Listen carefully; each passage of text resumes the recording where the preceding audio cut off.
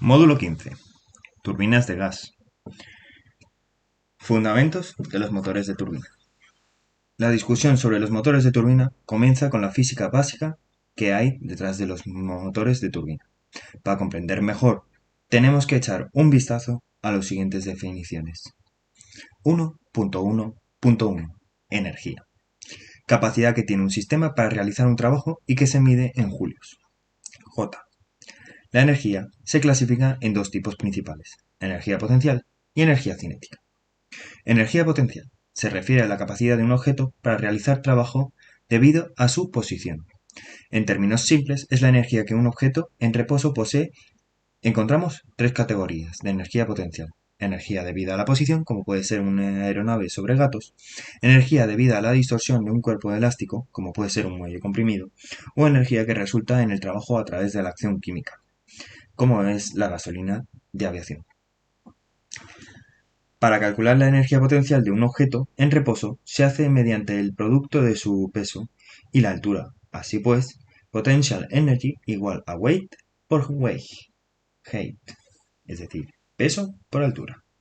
El resultado de esta operación será en las unidades de medida de pie libras o pulgada libras, siendo este sistema de unidades equivalente a las del trabajo. Es claro que la energía potencial y el trabajo comparten similitudes significativas. Energía cinética es aquella que un cuerpo posee debido a su movimiento relativo. Se define como el trabajo necesario para acelerar un cuerpo de una masa m desde el reposo hasta la velocidad indicada. Las unidades para la energía cinética, EK, son las mismas que las de la energía potencial. Para calcular la energía cinética de un objeto en movimiento se calcula la fórmula siguiente: Kinetic energy es igual a un medio de la masa por la velocidad cuadrada. La masa se expresa como peso dividido de gravedad y la velocidad se mide en pies por segundo. 1.1.2. Leyes de Newton. A. Primera ley de Newton. Todo objeto que en reposo tiende a permanecer en reposo, y todo objeto en movimiento tiende a permanecer en movimiento con una velocidad constante, a menos que actúe una fuerza externa sobre ellos. La inercia es una propiedad de la materia. B. Segunda ley de Newton. Cuando aplicamos una fuerza a un objeto, el impulso de ese objeto cambia. La velocidad a la que se produce este cambio es directamente proporcional a la fuerza aplicada. Cualquier objeto con impulso tiende a mantener su velocidad, siendo muy difícil de detenerlo. De esta ley se deriva la fórmula del cálculo del empuje relacionando la masa y la aceleración, donde la masa es el peso dividido por la gravedad y la aceleración es la velocidad final menos la velocidad inicial, partido del tiempo, quedándonos de la siguiente manera: force igual a weight por velocity final menos velocidad inicial partido de la gravity por time. Tercera ley de Newton. Es la llamada ley de acción-reacción. Establece que por cada fuerza aplicada a un objeto hay una fuerza de reacción igual y opuesta. Esta ley se aplica tanto a los estados estacionarios como dinámicos. 1.1.3. Teorema de Bernoulli. Este principio describe cómo la velocidad y la presión del fluido interactúan dentro de un tubo de área y sección transversal variable. En el Venturi, la velocidad del fluido aumenta a medida que fluye a través de la sección del estrechamiento, siendo en la sección convergente donde aumenta la velocidad y disminuye la presión, y en la zona divergente disminuye la velocidad y aumenta la presión. Este teorema es importante para entender el motor de turbina. Mientras que la presión total de los fluidos permanece constante, el intercambio entre la presión estática y dinámica con la velocidad decrece. 1.1.4. Teorema de Boyle y Charles. La ley de Boyle establece que a temperatura constante, la presión y el volumen de un gas son inversamente proporcionales. Esta ley, por sí sola, tiene un uso práctico limitado, debido a la rareza de la compresión a temperatura constante, por lo que se une a la ley de Charles, que establece que a la presión constante el volumen de un gas es directamente proporcional a su temperatura.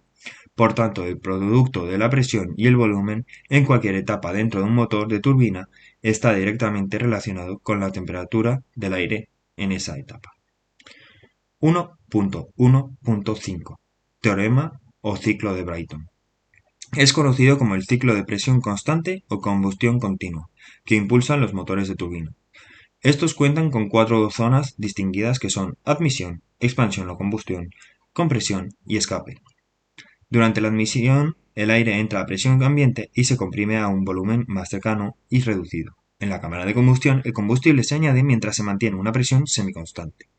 La turbina de gas, en expansión, convierte la energía en trabajo mecánico.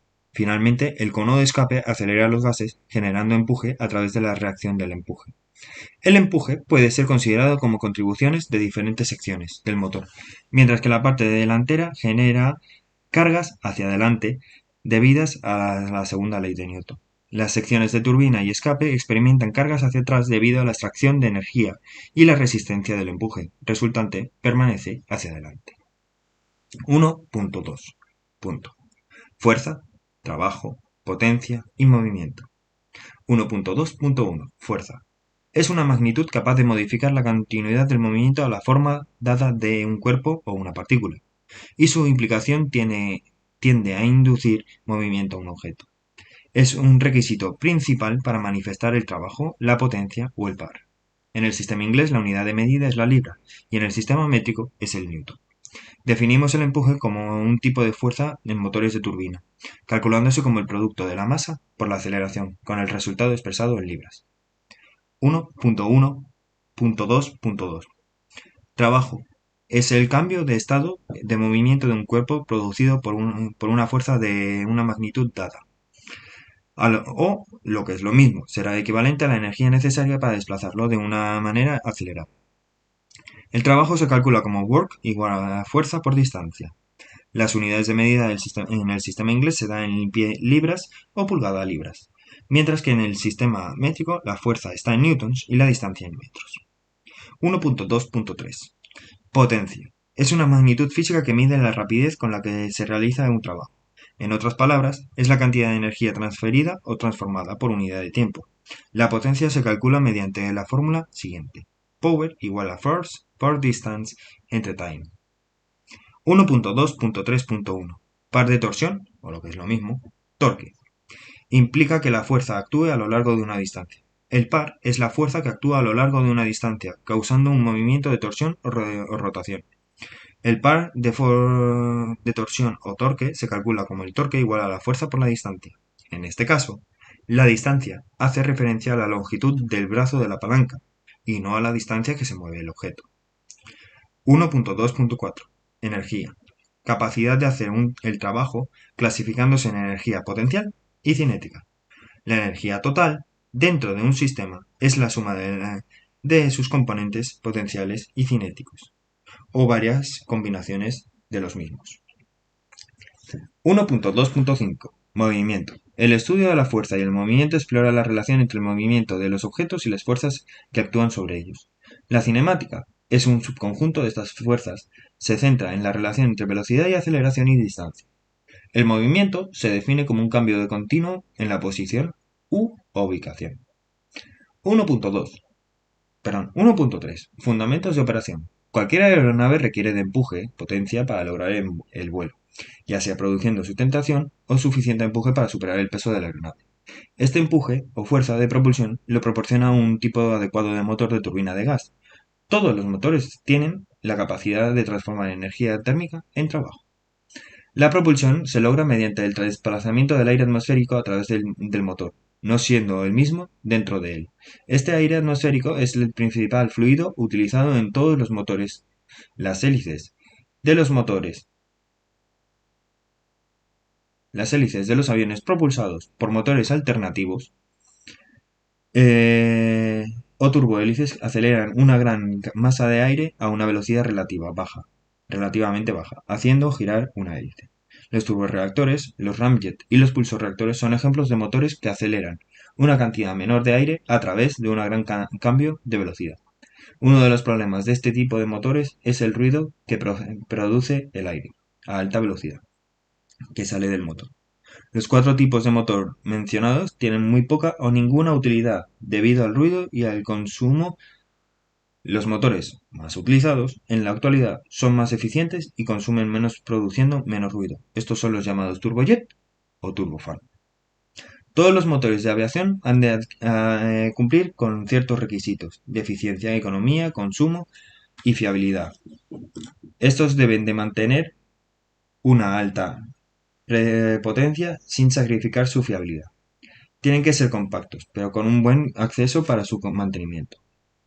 1.3.1 Potencia y peso. La potencia útil y todos los motores de aviación es el empuje. El empuje de un motor de turbina de gas se clasifica en caballos de potencia de empuje o libras de empuje, THP.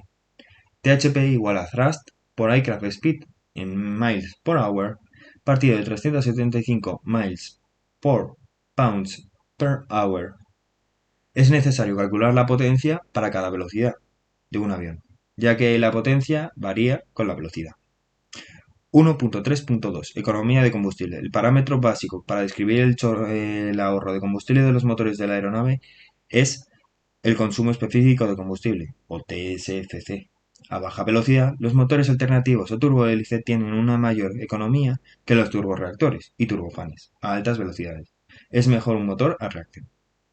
1.3.3 Durabilidad y fiabilidad. Son factores idénticos. Un motor de aeronave es fiable cuando puede funcionar con los valores nominales específicos en actitudes de vuelo muy variadas y en condiciones meteorológicas extremas. Estos estándares de fiabilidad son especificados por el fabricante mediante el diseño, la investigación y las pruebas. La durabilidad de la vida útil del motor que se obtiene mediante la fiabilidad deseada. No se especifica ningún intervalo de tiempo definido entre revisiones. Los métodos de revisión y mantenimiento vienen establecidos por el fabricante. 1.3.4 Flexibilidad operativa. Es la capacidad de un motor para funcionar sin problemas y ofrecer el rendimiento deseado en el abanico de velocidades. El motor también debe funcionar de manera eficiente a través de todas las variaciones atmosféricas. 1.3.5 Comportabilidad. Para que la aerodinámica y el equilibrio sean adecuados, la forma y tamaño del motor ha de ser lo más compacto posible. Cuando más alargado y extendido sea el motor, más difícil será mantener el peso específico dentro de los límites permitidos. 1.4 Tipos y construcción.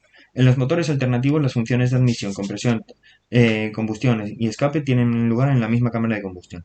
Una característica significativa de los motores de turbina de gas es que se dedican secciones separadas a cada función y todas ellas se realizan simultáneamente sin interrupción. Un motor de turbina de gas consta de entrada de aire, sección de compresor, sección de combustión, sección de turbina, sección de escape, sección de accesorios, los sistemas necesarios para el arranque, la lubricación, el suministro de combustible y los fines auxiliares como el antihielo, refrigeración y presurización.